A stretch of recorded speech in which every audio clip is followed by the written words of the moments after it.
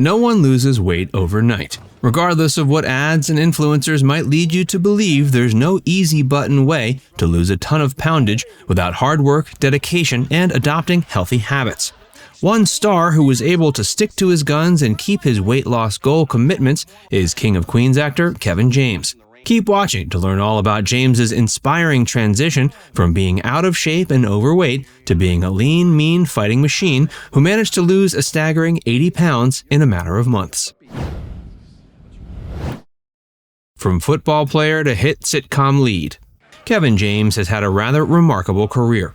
In college, he played football before discovering his love for stand-up and transitioning to pursue a career as a comic. This eventually led to him landing a role in the popular sitcom that changed his life forever. But to get to that point, James experienced numerous life events that shaped his worldview, shifted his perspective, and had him questioning just about everything. James was born Kevin George Nipfind on the 26th of April, 1965 in Mineola, New York, and he grew up in Stony Brook, New York.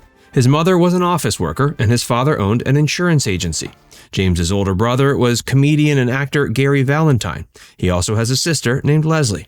In high school, James wrestled the 145-pound weight class. One of his team members, Mick Foley, would eventually find a career wrestling professionally. Unfortunately, an injury James sustained resulted in his dreams of going pro being slashed. Once in college, James majored in sports communication while playing halfback on the State University of New York at Cortland's varsity team. But a season-ending back injury permanently ended his sports career.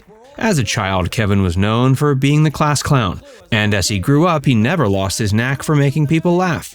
Once his sports aspirations had fizzled, he fell back on his love for comedy and spent the next 10 years performing in the Long Island Comedy Club circuit. James was given his first big break when he made his solo stand-up debut in 1989 at the famous East Side Comedy Club on Long Island. From that moment onward, James knew there was nothing else in life he wanted more than to become a career comedian. But that didn't mean his road to success would be an easy one. James's first night out on stage was magical. The audience seemed to vibe with his comedic stylings naturally, and things went smoothly. The energy was intoxicating, and James was in his element. The second night, however, James went out with the same material, expecting similar results, but instead, he totally bombed. At that moment, he considered cutting his losses and quitting comedy for good, but fortunately, he didn't. He worked up the courage to get back on stage and give the audience everything he had.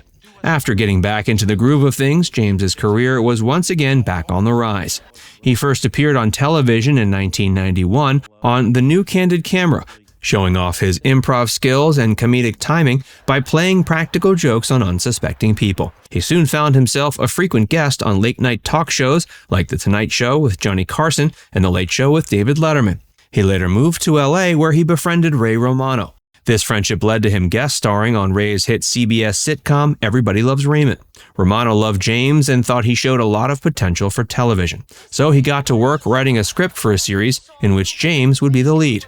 In 1998, the network decided to give James his own sitcom, The King of Queens. Before we tell you more about Kevin James, be sure to give this video a like and subscribe to Facts First if you haven't already. James felt like the weakest link. Compared to his co-stars Leah Remini and Jerry Stiller, who he saw as having a tremendous amount of talent and experience, Kevin felt like the odd man out. While he had proven himself to be a gifted stand-up comic, he was far from being a seasoned actor. Especially during production of the first season, James felt out of place. Filming a TV show is very different than going out on stage and delivering a stand-up routine. With his own comedy, he was in total control. But on a studio set with all the cameras, lights, and other cast members to contend with, he felt like a fish out of water. At first, he didn't even know what simple things were like upstage and downstage. He would often make rookie mistakes like blocking the camera with his head or forgetting where he was supposed to be on set. None of it felt natural, but eventually he adapted to things and found he was no longer the helpless newbie he initially thought he was. The King of Queens went on to air for 9 seasons before ending in 2007. While critics weren't always blown away, The King of Queens was a massive hit with audiences and spent many years being one of the most watched series on television. After it ended, James went on to have a successful film career. He appeared alongside Will Smith in the 2005 comedy Hitch before sharing the screen with Adam Sandler in I Now Pronounce You Chuck and Larry. He followed that up with appearances in Zookeeper and the hit 2009 film Paul Blart, Mall Cop. James's inspirational weight loss story. James had always been known for being a rather husky guy. At his biggest, he weighed 290 pounds. But things started to change for him after he was cast in the 2012 film Here Comes the Boom. James was to play a high school science teacher who becomes an MMA fighter to rescue his school's dwindling arts budget. After being cast, he knew if he wanted to be able to go toe-to-toe in the ring, he'd have to lose 80 pounds and develop some serious muscle mass.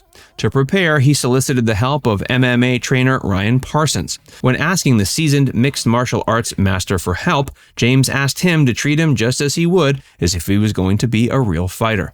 Parsons' first bit of advice for James was to go into his training knowing why he was doing what he was doing while having a clear goal in mind. James dove headlong into his training, giving it everything he had. It wasn't easy, and his trainers gave him hell, but he never became discouraged or considered giving up. Despite having a busy schedule, he remained determined to lose weight and get ripped. Even though he was constantly traveling for work, nothing stopped him. His multi-hour workouts consisted of him running up and down flights of hotel stairs or through whatever town he was in at the time. And whenever he was in the gym, the intensity of his workouts would be dialed up significantly. James would do countless sets of sit-ups and push-ups every day with a medicine ball, in addition to daily hour-long boxing workouts. While maintaining a low-carb diet, James worked on his boxing, jiu-jitsu, kickboxing, and wrestling skills. Judging by how ripped James looked in Here Comes the Boom, it's safe to say all his hard work and sacrifice paid off. He ended up losing a staggering 80 pounds for the role and developed substantial muscle tone. It's been a decade since that movie hit theaters, and James has since put back on some weight. And even though he might not be in the same great shape he once was, his weight loss journey is still very inspirational. Now it's time to hear from you. What's your favorite episode of King of Queens? Let us know in the comment section below. And before you go, make sure you give this video a like and subscribe to Facts First if you haven't already. Click the bell icon to stay updated on all our latest content. By the way, if you haven't joined Facts First as a member yet, be sure to look below this video and click the join button. By becoming a paid member of Facts First, you'll get access to exclusive video content that you won't find anywhere else. This includes some of our more mature content that isn't suitable for public audiences, which includes topics like Hollywood actresses who posed for Playboy and some of the steamiest moments in movie history. Plus, you can enjoy these videos completely ad-free. Our biggest fans will notice they also get badges next to their name when they leave comments on our videos. We pay special attention to comments from our members, and so do other viewers. So if you want exclusive content from Facts First or inside access to discussions with other community members, click the join button to get started for just $4.99. There are hours of members-only videos waiting for you, with new videos added every month. And we're actively working on bringing even more features to help fans like you connect with other members and get more of your favorite content. Just click join, and we'll see you inside the membership tab.